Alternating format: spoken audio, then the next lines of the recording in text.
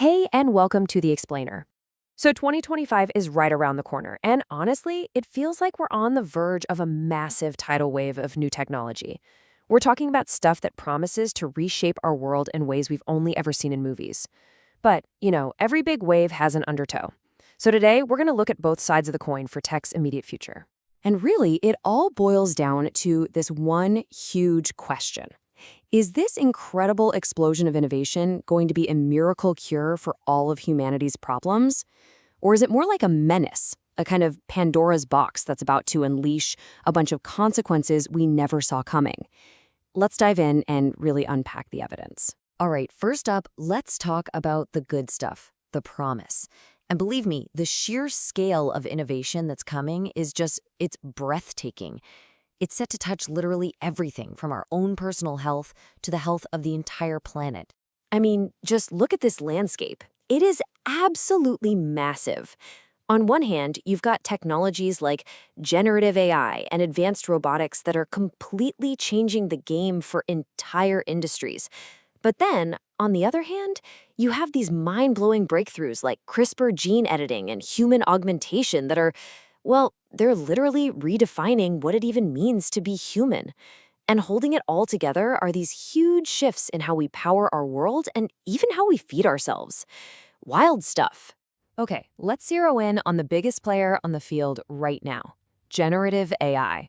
And let's be clear, this is so much more than just fancy chatbots. We are talking about AI models that can create original art, compose music, and, as Quokka Labs points out, even speed up the discovery of life-saving new medicines.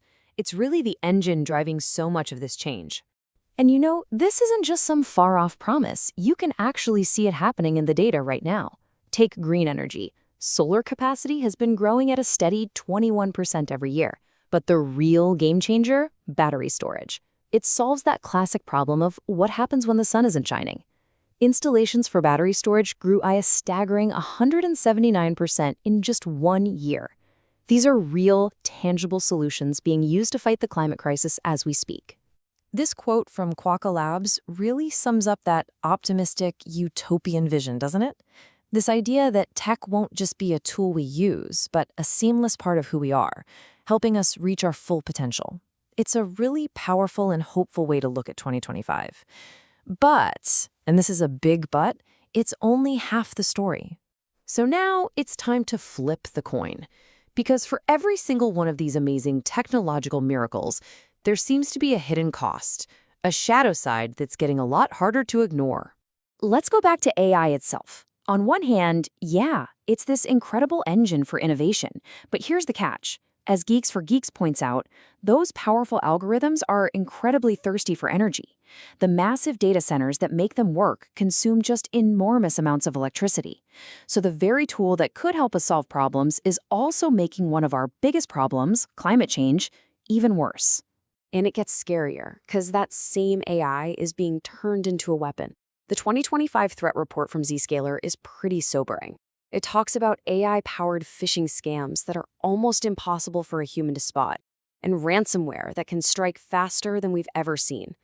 It feels like for every new shield AI gives us, it also hands the bad guys a much bigger sword. Beyond the physical threats, there's this other, more subtle one, a cognitive one. A Microsoft research survey brought up a really fascinating question. As we start to hand over more and more of our thinking to AI, are our own critical thinking muscles starting to get weaker?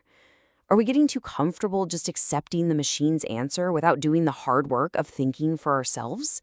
It's something to consider. Okay, so all of this brings us to a much-needed reality check. Because let's be honest, there is often a huge gap between the breathless hype you hear about a new technology and the real-world hurdles that stop it from changing everything overnight. The metaverse is the perfect example of this. Remember the promise? A seamless, fully immersive digital world for all of us? But the reality? Well, as reporting from Derok showed, Meta's big flagship platform, Horizon Worlds, only had about 300,000 monthly users. The vision was huge, but the actual adoption has been, well, pretty disappointing. And one of the biggest reasons why often comes down to a single number, $400. That's roughly what a Meta Quest 2 headset costs, and for a lot of people, that's just a massive barrier. You can't have a true technological revolution if most of the world can't even afford the price of admission. So now, let's zoom out, way out, because none of this tech is being created in a bubble. It's actually at the dead center of a huge global power struggle, a kind of geopolitical chess game where the biggest countries are all competing for control. All of this amazing technology, from the AI we've been talking about to the smartphone in your pocket, runs on one tiny thing: semiconductors. But the industry that makes them is facing some really serious risks. According to a KPMG survey of tech leaders, the biggest threats aren't even technical, they're geopolitical. We're talking about a lack of skilled workers, trade wars and tariffs, and supply chains that are just incredibly fragile. This makes making computer chips not just a business issue, but a global security issue. And I mean, just look at these images of what it takes to manufacture a chip. You can see why this is so tricky. You can't just set up one of these factories anywhere. It takes an unbelievable amount of precision, billions of dollars, and a super specialized workforce. It makes the whole global system both incredibly powerful and incredibly easy to break. And this really gets to the heart of the tension in global tech right now. You've got these two powerful forces pulling in opposite directions. On one side, experts at the World Economic Forum are talking about a whole spectrum of US-China tech competition. But on the other side, to solve massive global problems like climate change, leaders like Professor Gong Kei say that working together isn't just an option, it's an absolute necessity. So technology has become both the main thing we're fighting over and our only real hope for working together. So, with all this complexity, all this promise, this peril, and these politics, where do we go from here? What's the path forward? How are leaders actually planning to navigate this completely new reality?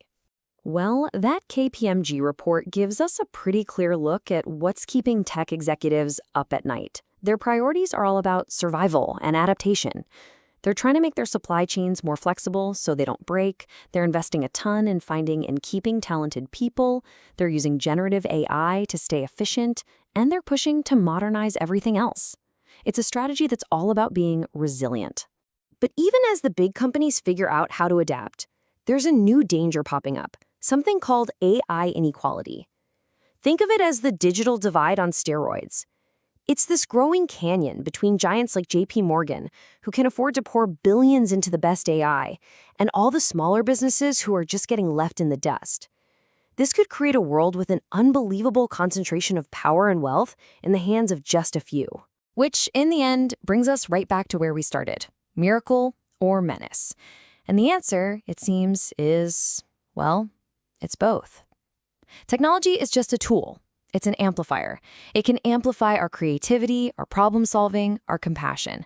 But it can also amplify our worst instincts, our greed, our biases, our divisions.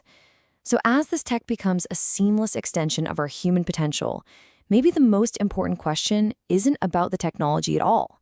It's about us.